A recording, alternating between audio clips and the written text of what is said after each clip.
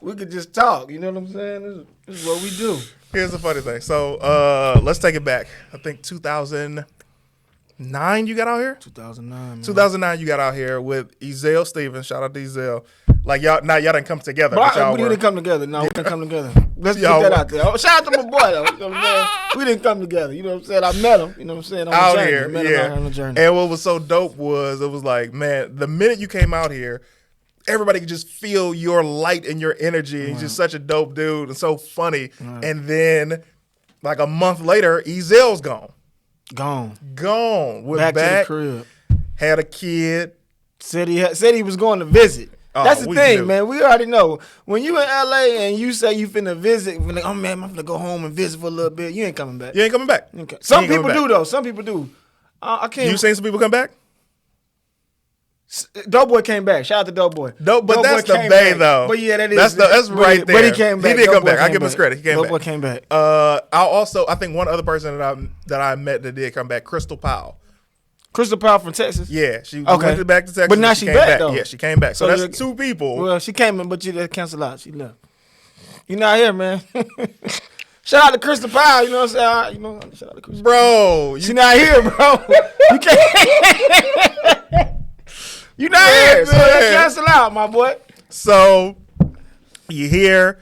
You end up going on the road with Earthquake. My first road, the first person who ever put me on the road was Tony Rock. Shout out to Tony Rock. Oh wow, I didn't know that.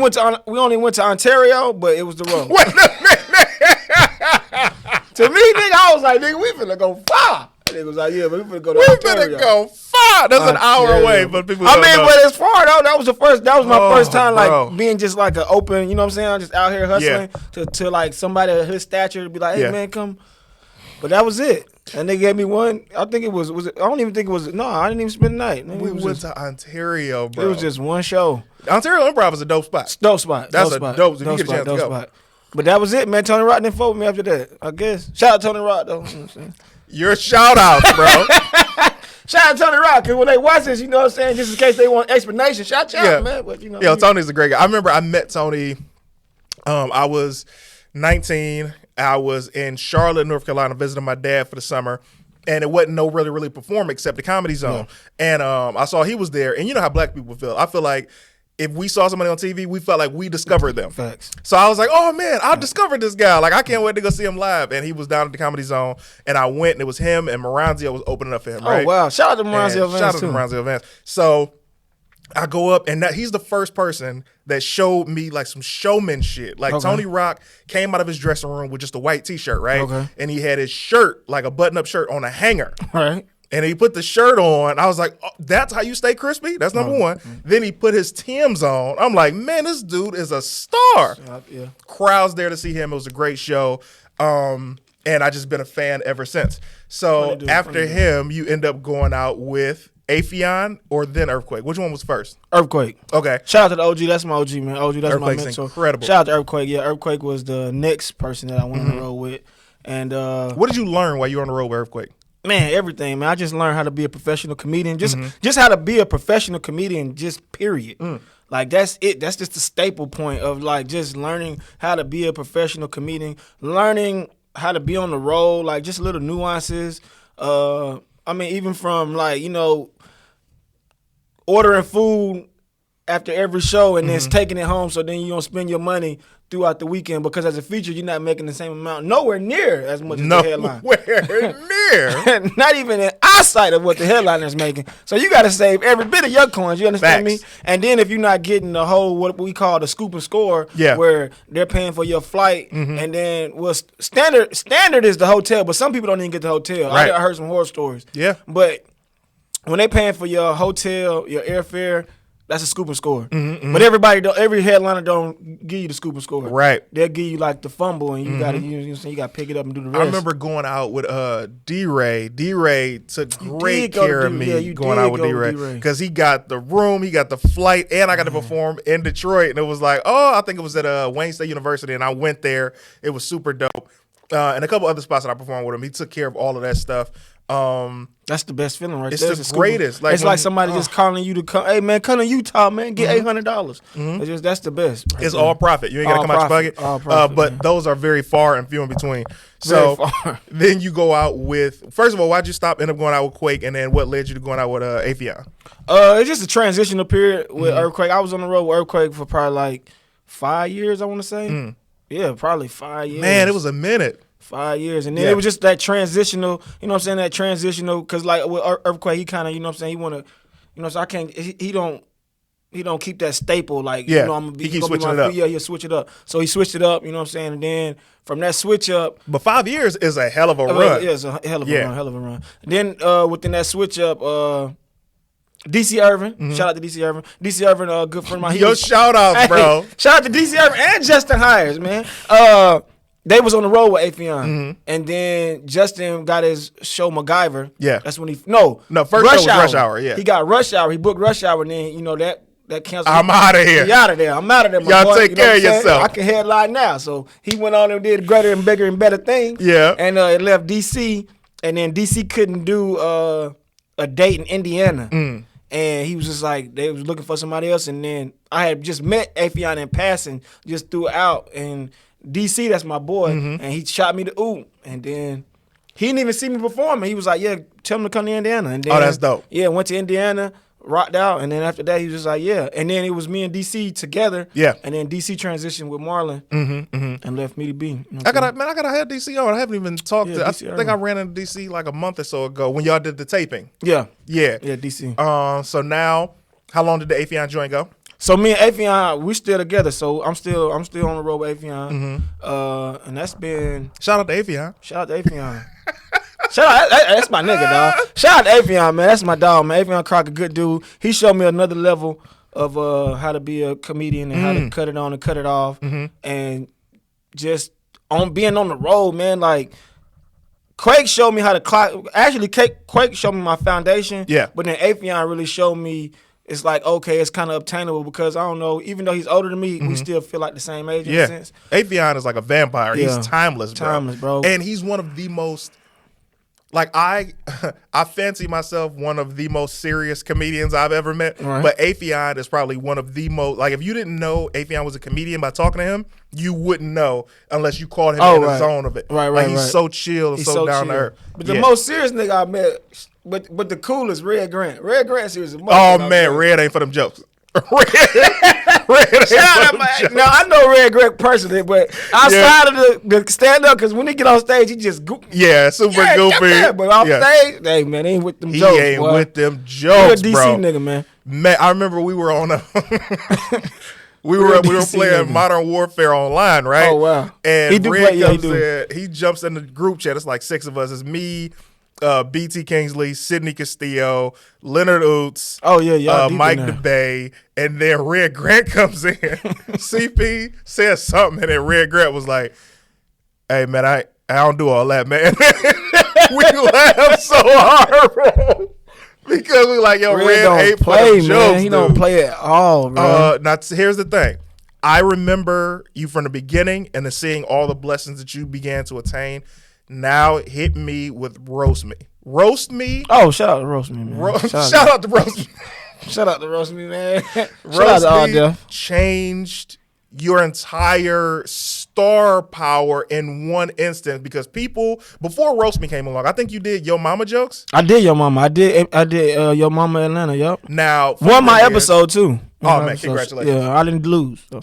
Shout out to Yo Mama. Shout out to Yo Mama. Hey, but shout out to the niggas that was on Yo Mama, man. A lot of people was on Yo Mama who have grown from Yo Mama. Tahir was on there. Tahir Moore. Was he? He was on Atlanta MTV. I didn't even know that. Okay. Tahir Moore, Carlos Miller. Johan Say Collins, Nav Green, it's a lot of Atlanta comedians. But the biggest out of that was Carlos thus far. Now, here's the funny thing, man. Like, we talk about Your Mama, which was a great platform for what it was. Right. But Roast Me, you're somebody who has a natural ability of being hilarious at the drop of a dime without even trying. Right. Your timing is impeccable. And then Roast Me comes along, and it's catered to your perfect skill set of timing, dynamics, and roasting people. Right. So how did it come about? So it came about Patrick Cloud. Shout out, Patrick. You know Listen. Hey, this whole episode, this whole podcast gonna be shout out. You know what I'm saying? Because I like to give people credit. So when you looking, you be like, damn, you ain't even gonna bring me up. Because I be looking at certain podcasts and interviews and be like, man, you ain't gonna credit the person who got you there. Niggas be like, yeah, you know, it just came. I'm gonna shout out everybody. I'm gonna shout out everybody who was involved. No, it's the timing and delivery on the shout outs is what makes shout it out, man. No, shout out Patrick Cloud, man. He created it, man. Shout out to Patrick Cloud. He created it. And the first season, I guess, because we do got it in a season, but it's not nationally televised, so it's not like a season in a sense. Yeah. But we do got seasons. So the first season, he did it, and Teddy Ray was the host. Shout out Teddy Ray. Shout out Teddy Ray. Teddy Ray was the host. And then the first season, it crashed. Bombed horribly, a horrible death. You know what I'm saying? And after the first season, All Def Digital was just like, we done with it. We didn't think, you know what I'm saying, it didn't spawn out. But then I was just like telling them, like, y'all don't got the right people. You got to have different casts. They did a national casting in a sense. So you got actors and niggas that just don't know how to roast. I'm like, I know the whole, you know, cult following. I know these niggas who roast. So from there, Patrick gave me the reins to, you know, direct the casting. And everybody that you see on Roast Me Now is from me. Now, here's the thing. Except for Brent Taylor and Chris, man. Now, when I look at Roast Me Now, I think from season 3 forward, because season 3 is when y'all started doing the classroom. We didn't blow to season 3. Now, here's why.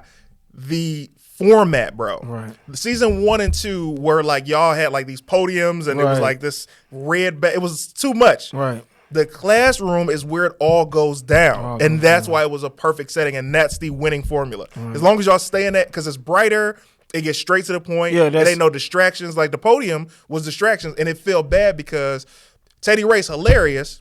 But Teddy Ray don't roast. But Teddy Ray, it was the format, bro. Right. Like I feel like if he got a chance to be in a room with y'all, the classroom, it would be different and it would be even more fun. Yeah, it would be fun. But yeah, so it's like I've seen so many cats come on Roast Me.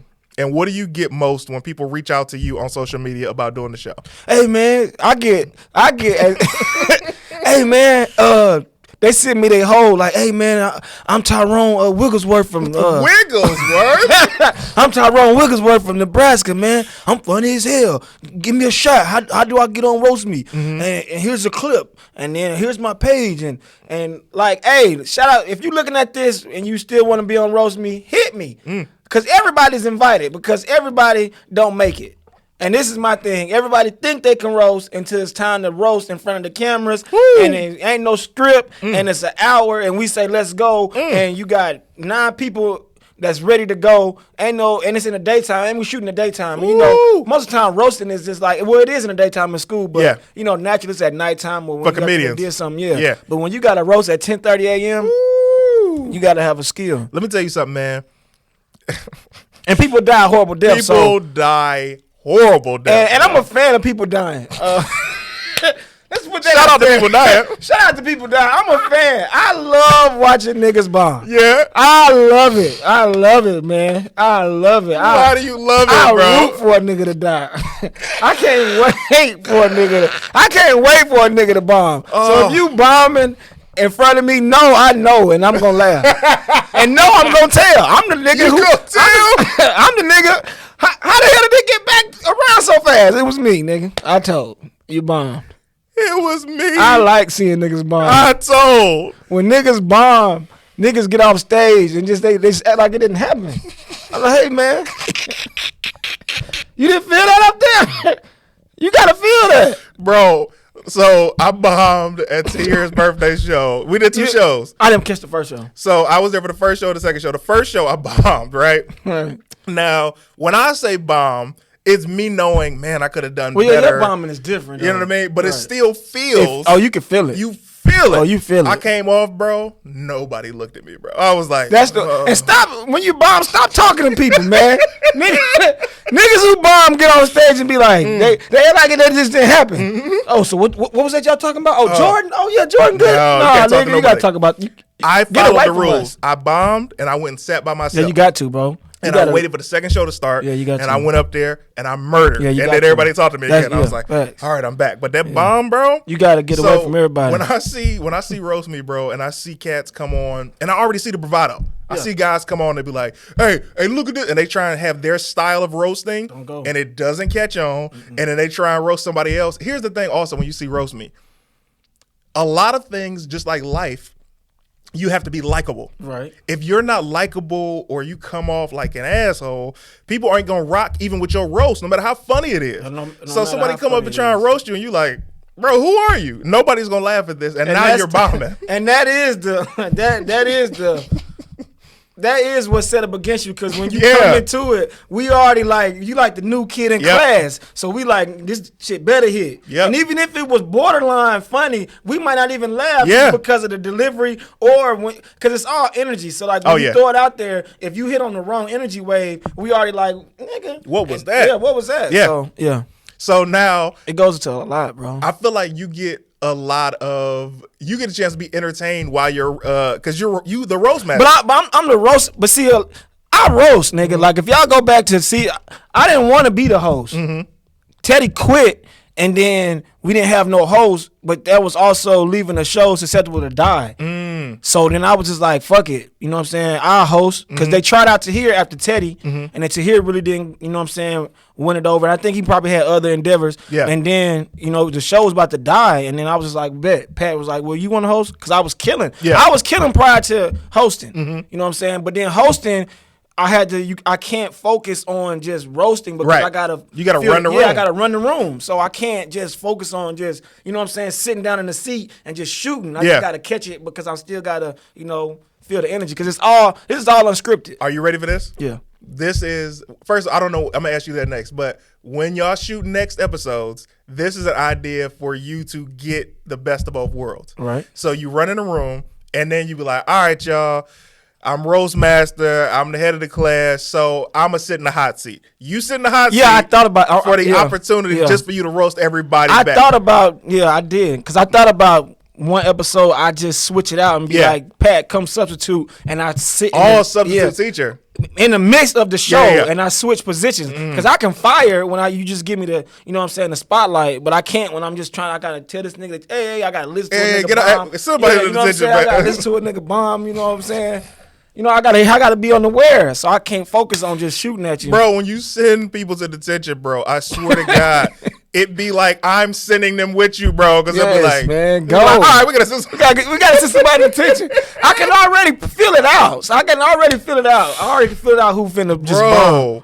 You gotta just know. But it's all about rhythm, man. It is. See, this is all like the show is unscripted. So I'm running the rhythm and the energy of the show. Because I can't let somebody prolong. I can't let, you know what I'm saying, I can't let it get down too low. I gotta know, you know what I'm saying, I gotta damn near keep a straight face. You do. But the people who make me laugh, a lot of people, but who are your favorites? CP make me laugh. That nigga makes me laugh.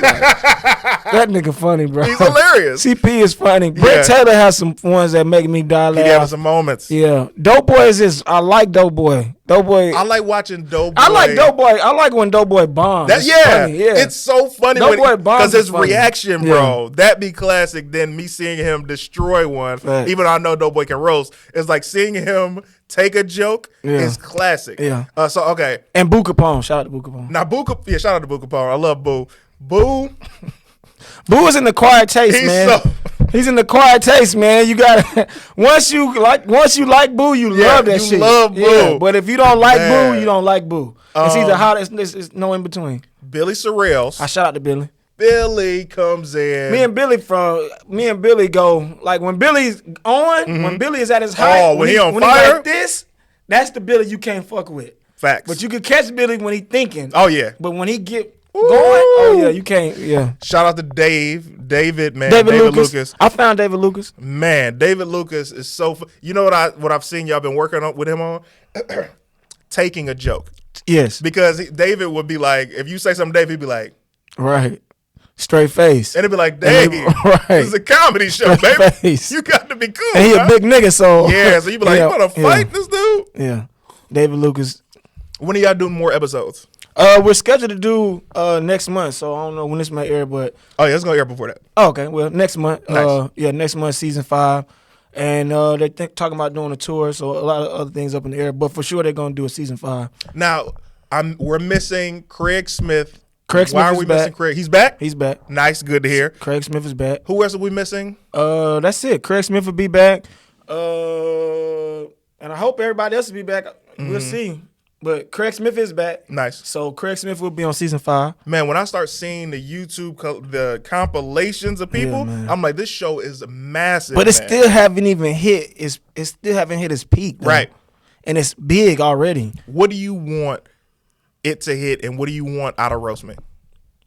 I wanted to hit a national. I wanted to hit a national where it translates. Where I don't have to put in the work. Not to say that I don't want to put in the work, but where some stuff just naturally translates, where it's like, oh shit, and then that following amasses to you without the work. Right. But that's where it hasn't yet. But the notoriety when I go out in public is crazy. Shout out, that's dope. What do you get? You about to say shout out to the notoriety? Shout out to them niggas who be like, hey man, I was in the grocery store and the nigga just gave me the eye contact. He was like, roast me. Nigga, I was picking avocados. I was like, yeah. Nigga squeezing the avocado to see which one it is. Like, I ain't fucking with this avocado.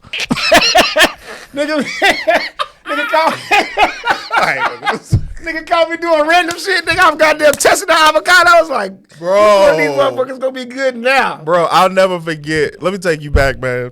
This is years ago. You were roasting every, I think you were making fun of Doughboy. You were making fun of Teddy. Like, everybody that was chubby. Everybody was getting it. Everybody. And then you were like, yeah, man, that's what's wrong with y'all, man. Ain't nobody working out, right? Fast forward, I'm in Ralph's, and I see you with a salad. And I'm like, what you doing with a salad? And you're like, oh, you found out that you nigga caught me.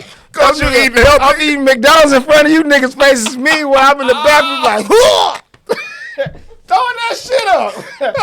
Nigga going back to the salads. Bro. Yeah, bro. All he would eat would be fast food, bro. In front of their face. In front of people's faces. Them niggas is just combobulated like, how was he in such great shape eating fast food? And Clayton caught me down, man. Caught you with a salad, bro. I cried laughing, man. It's like I can catch a nigga out and glasses in the tux. Like, nigga. Bro. What is next for Brandon Lewis? What's coming up? Roast me, and then just really developing my own brand. Yeah, I never gave time to that, man. What do you think people don't get a chance to see from you that you know that you can deliver on? I mean, really pretty much anything that you're a fan of, I know I can do. Like, I know I can do the sketches. I can do, you know what I'm saying? I can do that. I think it is lazy. It's not lazy. I wouldn't say it's lazy, but at the same time, it's just like I'm stuck in that old regime of that old mindset. Like when I first got to LA, it was just like be funny, like hit the stages, be funny.